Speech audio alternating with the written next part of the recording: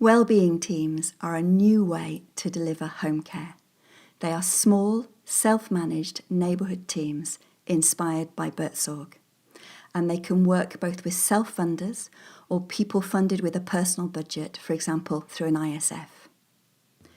Let's look at what this would mean for Norma. So at the very first meeting, Claire, the Link Wellbeing worker, meets Norma to really find out what matters to her. The relationships that matter to her, the places that matter to her, the small things that matter to her as well. They also look at Norma's outcomes and priorities, and this involves looking at what's working and not working for Norma and establishing her priorities. Then they explore different ideas for designing her service together.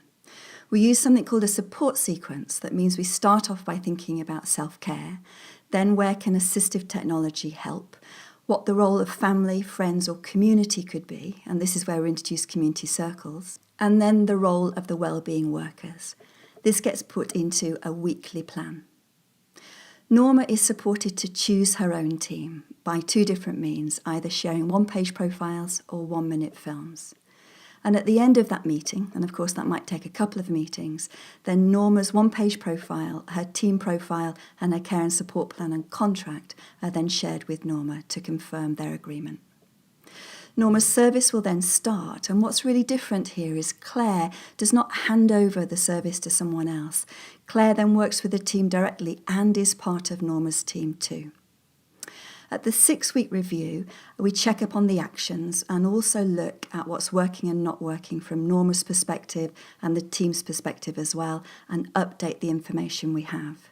We also ask another question here, if I could, I would, to see what else Norma might be interested in doing in relation to feeling like she has a meaningful life and meaningful days.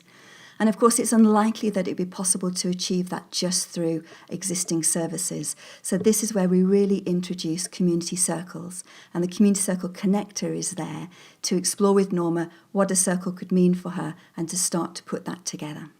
So community circle involves friends and family and community members around a clear purpose that the person identifies, facilitated by a volunteer facilitator.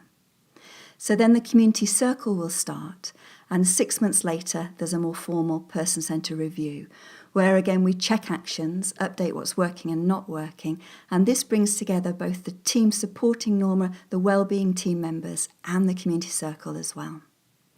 Information from the 6-month review also informs Working Together for Change, which is a co-produced process where Norma's information goes to inform the direction of the team and the service overall.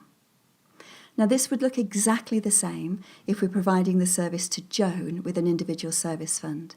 The difference would be that the social worker would have identified Joan's outcomes and her indicative allocation, and Claire and Joan would build on those outcomes and establish what other priorities Joan would have to design the service together. So wellbeing teams have different conversations with people about what really matters to them. They're rooted in co-production, so people design their service together and even choose their team, as well as having a way of contributing to the direction of the service and the team through Working Together for Change. The other difference is the use of the support sequence, which is thinking about self-care first, assistive technology, the roles of friends, family and community, as well as thinking about the outcomes for each wellbeing worker's visit. So wellbeing teams deliver a flexible, person-centred service that's focused on outcomes, not hours.